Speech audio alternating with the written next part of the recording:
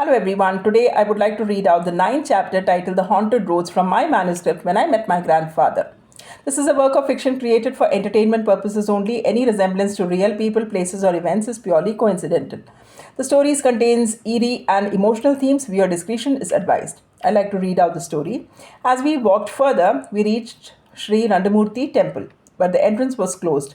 My grandfather and I stood there for a while and prayed.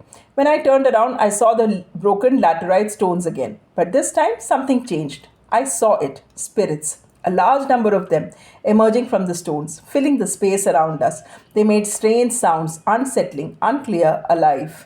I held my grandfather's hands tightly. I was scared. Suddenly, something tapped my leg, something crawling. I screamed.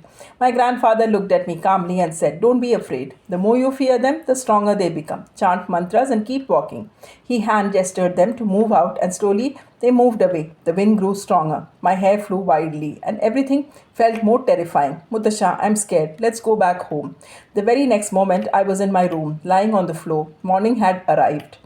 My grandmother was still asleep. I didn't wake her. Sindhu Chechi was already cleaning the house. Temple chants echoed faintly in the distance. I wondered whether I should tell anyone. But I knew they wouldn't believe me, or they would simply ignore it. So I kept it inside, a secret between my grandfather and me. The day passed quietly. In the evening, we went to Bharatapura. I loved that place, digging sand, watching water rise from beneath, pure and clear.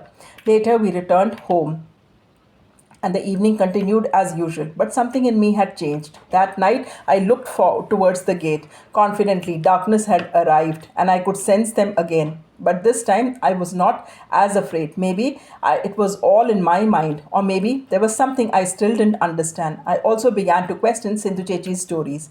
Were they real or shaped by fear? Night fell again. Time for bed. My grandmother told me stories and chanted mantras. As always, the next day was special. An elderly Brahmin couple, Mama and Mami, were coming to prepare snacks and pickles, a tradition I always loved. Sindhu Chechi was already busy in the kitchen. Soon the house became quiet. Another night, another chance to meet my grandfather.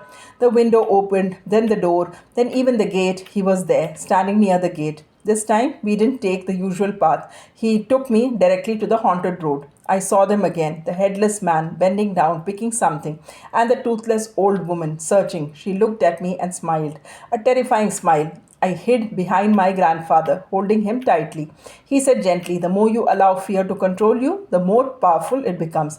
If you think of them as nothing, they will lose their hold on you." At that age, I didn't fully understand, but today I do. Fear grows when we feed it and fades when we stop running. That night I tried, not fully, but I tried. I did not run. I stayed, holding his hand. Later I found myself back in bed. He stood by the window, watching over me, and I don't remember when I fell asleep. The next morning, everything felt normal.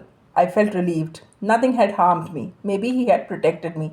Soon Mama and Mami arrived. The house filled with activity, smell of snacks and sweets. I went to the attic with Sindhu Chechi, holding a plate of treats, and from there I heard Suresh Etan crying, loudly in pain. I wished he had someone like my grandfather, someone to guide him, to protect him. Maybe then he wouldn't suffer. The aroma of food filled the house, and we went downstairs again. Meanwhile, my parents and grandmother were preparing for the astrologer's visit.